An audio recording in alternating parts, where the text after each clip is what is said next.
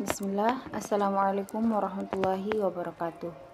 Innal hamdalillah nahmaduhu wa nasta'inuhu wa nastaghfir wa na'udzu billahi min syururi anfusina wa sayyiati a'malina may yahdihillahu fala mudhillalah wa may yudlil fala hadiyalah.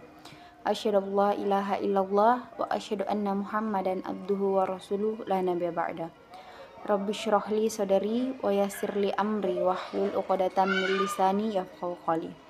Pertama-tama dan yang paling utama adalah marilah kita panjatkan puja dan puji syukur kehadirat Allah Subhanahu wa taala yang memberikan kita beribu-ribu nikmat, diantaranya nikmat kesehatan, kesempatan, dan terlebih lagi nikmat iman dan Islam. Salawat serta salam tak lupa pula kita kirimkan kepada baginda Nabiullah Muhammad sallallahu alaihi wasallam yang berkatnya lah ia dapat membawa kita dari alam yang gelap menuju alam yang terang benderang, dengan kata lain minaz-zulumati ilan nur. Baik, pada kesempatan ini saya akan membawakan ceramah singkat, yaitu pentingnya berdakwah. Berdakwah atau mengajak kepada jalan Allah adalah tugas mulia dalam pandangan Allah.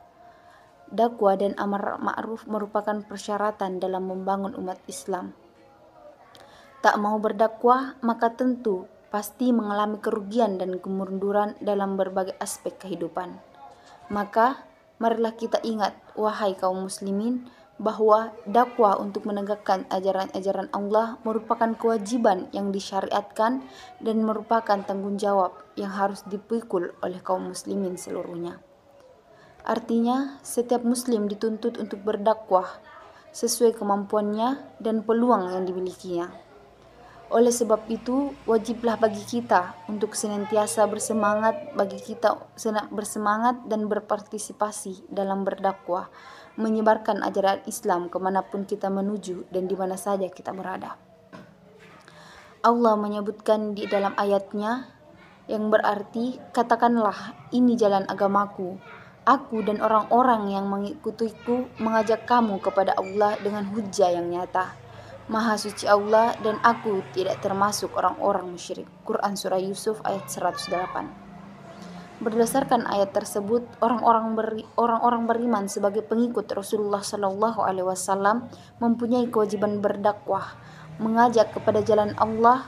Maka, jika seorang mukmin meninggalkan kewajiban dakwah, berarti ada kesalahan, ada masalah dengan keimanannya. Inti dari dakwah itu sendiri adalah memberitahu umat manusia untuk mentauhidkan Allah. Berdakwah juga menyeru kepada kebaikan dan mencegah kemungkaran. Itulah ciri utama generasi terbaik. Mengajak manusia menuju agama Allah merupakan salah satu ibadah yang agung dan manfaatnya pun menyangkut orang-orang banyak. Bahkan dakwah mengajak menuju jalan Allah merupakan perkataan yang paling baik. Seperti dalam firman-Nya dalam Quran Surah Fussilat ayat 33 yang berbunyi, A'udzubillahi minasyaitonir rajim. Man ahsanu amalan mimman da'a ilallahi wa amila sholihan wa qala inni minal muslimin.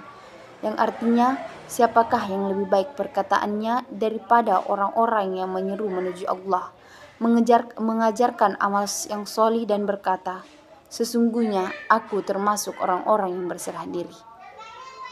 Allah mensyariatkan pemberi predikat yang terbaik kepada umat manusia bila mereka mampu memenuhi syarat. Yang pertama, menyuruh kepada yang ma'ruf.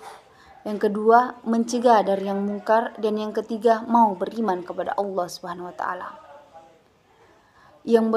Dakwah merupakan pekerjaan terbaik sesuai firman Allah Subhanahu wa taala. Siapakah yang lebih baik perkataannya? Ayat ini dikukuhkan oleh sabda Rasulullah yang artinya, sungguh jika Allah memberi petunjuk kepada seseorang melalui engkau dakwah, maka itu lebih baik bagimu daripada engkau memiliki unta merah. Hadis riwayat Muslim. Dari ayat dan hadis ini menjadi jelas bahwa dakwah merupakan perbuatan terbaik dan pelakunya akan dibalas dengan balasan yang besar. Maka dengan segera Rasulullah tegar dalam dakwah, walau diganggu, dipersulit, dan meskipun akan dibunuh, tidaklah hal itu menghalangi beliau dalam berdakwah demi tegaknya agama Islam.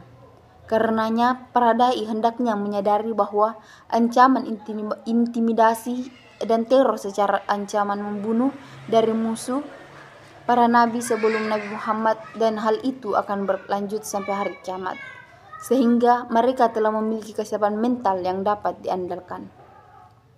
Dalam menafsirkan ayat ini, Syekh Jamaluddin Al-Qasim juga mengatakan, tidak ada seorang pun yang lebih baik perkataannya daripada orang yang mengajak orang lain agar hanya menyembah Allah.